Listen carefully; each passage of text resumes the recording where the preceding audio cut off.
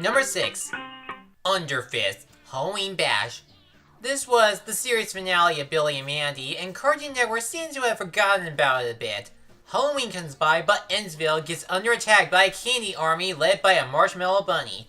And it's up to Irwin, Hoss Delgado, General Scar, Jeff the Spider, and Fred Fredburger to save the world. Even though Billy and Mandy are not the stars in the special, despite they made some supporting appearances, it still feels like you're watching a Billy and Mandy cartoon. This is what you expect what some supernatural candies would look like. The action scenes are a lot of fun, and the jokes are hilarious to sit through.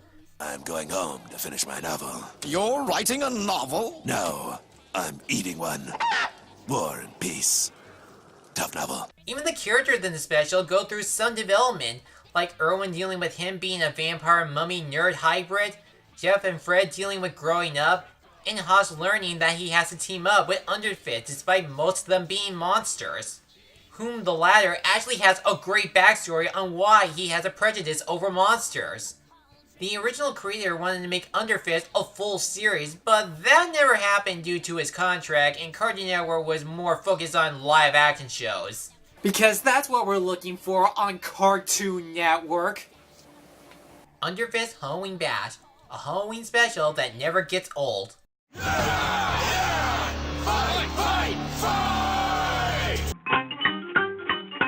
Number 5. The Scary Godmother Specials. This was one of the most entertaining specials where the animation is not as strong, but the story and characters are well executed. A little girl named Hannah gets scared by a bunch of kids performing a Halloween prank, and she ends up calling the Miss Frizzle of Halloween herself Scary Godmother. She takes Hannah to the Fright Side to have a Halloween party with her other monster friends, proving that Halloween is not all that scary. The sequel, The Revenge of Jimmy, focuses on her cousin trying to end Halloween for good because of last year's incident, and it's up to Hannah to keep the holiday alive or Scary Godmother's world will fall into pieces. Both of these specials are considered enjoyable thanks to the colorful cast of characters, specifically the monsters, like Harry the Werewolf, the vampires, Bugaboo, and Mr. Pettibone. Scary Godmother herself is also a likable Halloween character, and you do want to go on a fun Halloween journey with her. The sequel has to be the best out of the two because not only did the animation get a bit cleaner than the last one, but the story on saving Halloween is more serious than the other one. I swear this kid is possessed by a demon every time he tries to ruin Halloween.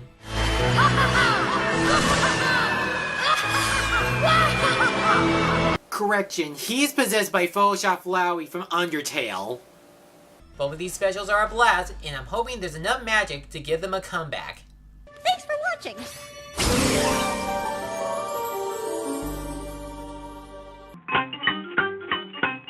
Number 4. Gravity Falls Summerween. This episode aired in 2012, and Gravity Falls fans are in love with this one. The episode is about that the town loves Halloween so much they decide to have one in the summer called Summerween.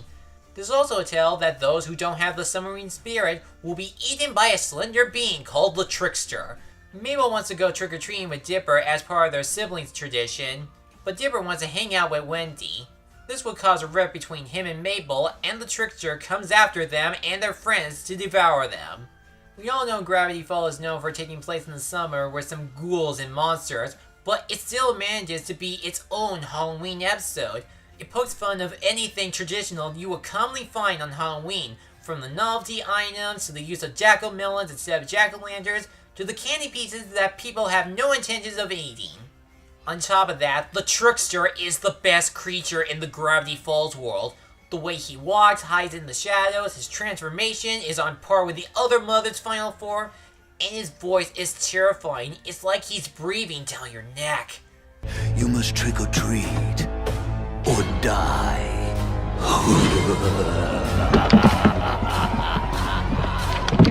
There was another Gravity Falls episode that had a bit of a Halloween flair to it called Little Gift Shop of Horrors.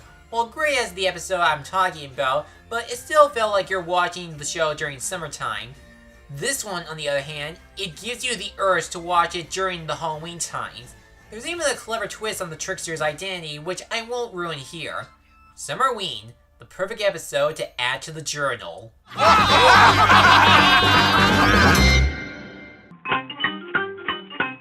Number 3. Ed, Edd and Eddy, boo ha ha. I love Ed, Edd and Eddy, from the characters to all the episodes, and this special is no exception.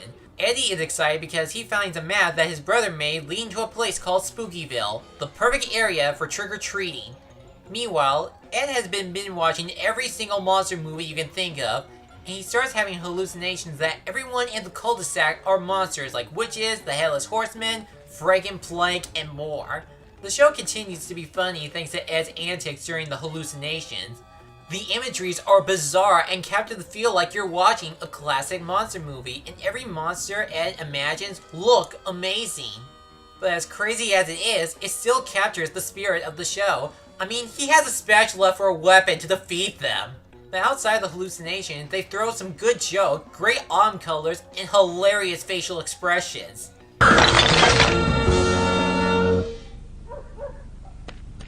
And I won't even dare what happens to Ed's final hallucination, because once you see it, it will be a lot different from the others. It's a funny cartoon with good hijinks. Ain't Halloween so sweet?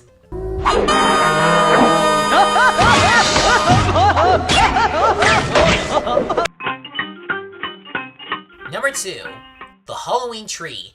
Believe it or not, this was a special animated by Hanna-Barbera Productions. Yeah, not an independent studio, but the people that brought us Scooby-Doo, Yogi Bear, and the Flintstones. Based on the book by Ray Bradbury, 4 kids stumble across the castle of Mount Shroud, played by the late Leonard Nimoy. But the spirit of one of their friends named Pip steals a jack-o'-lantern with his face on it from the Halloween tree in order to live again. And now it's a race against time to find their friend and uncover the history of Halloween. That's right, people, this is a Halloween special that actually teaches you the origins of Halloween. And it actually works! Each time period they travel represents the monsters the kids are wearing, and we actually learn why we commonly see these trick-or-treaters dress up like these iconic monsters. There's a mummy family reunion, construction of Notre Dame, honoring the dead on Dia de los Muertos, and witches brewing potions and crafting broomsticks on New Year's. The animation is really good. It feels like Hanna-Barbera reached new levels thanks to the visual effects and shading. But the one character that really steals the show is Leonard Nimoy as Mount Shroud. Every time he's on screen, he's having a good time showing off his magic and enjoy every minute of the other Halloween traditions in the other time periods. Night and day, summer and winter, life and death. 4,000 years ago, 100 years, or this year. The Halloween tree. If it's not the Christmas tree, that means you are doing something right.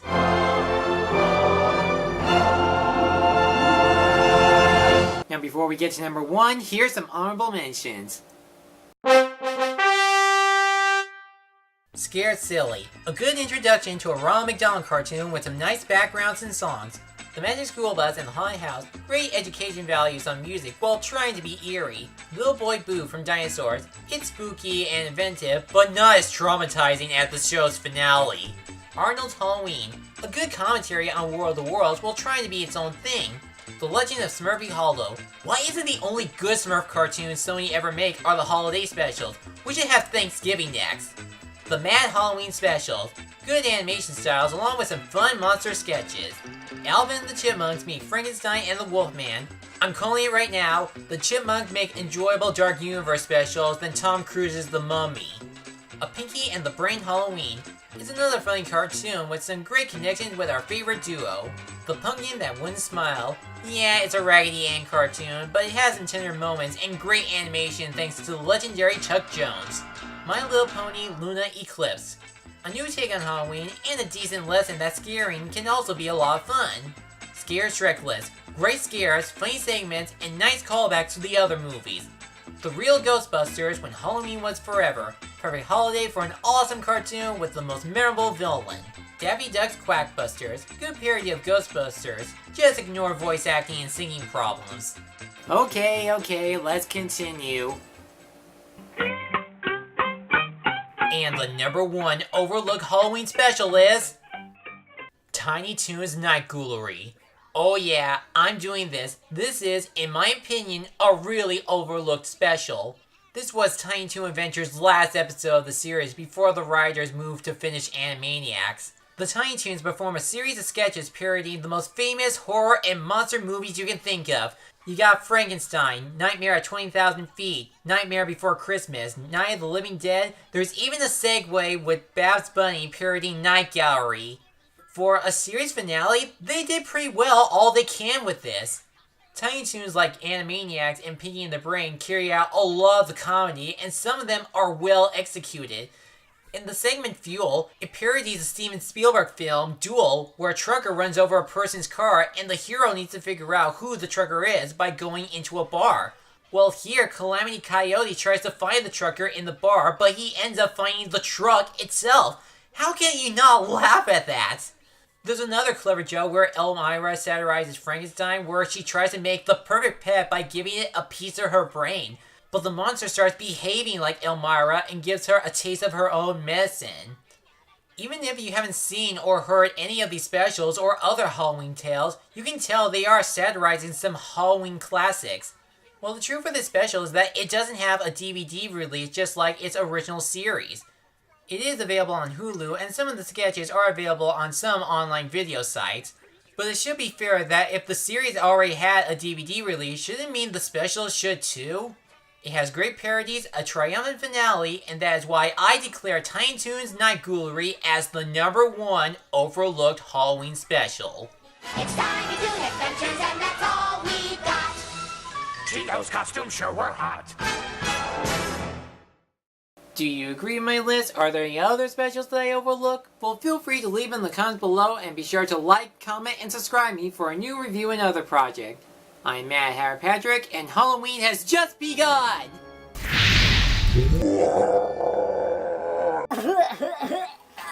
Frog in my throat. Ugh.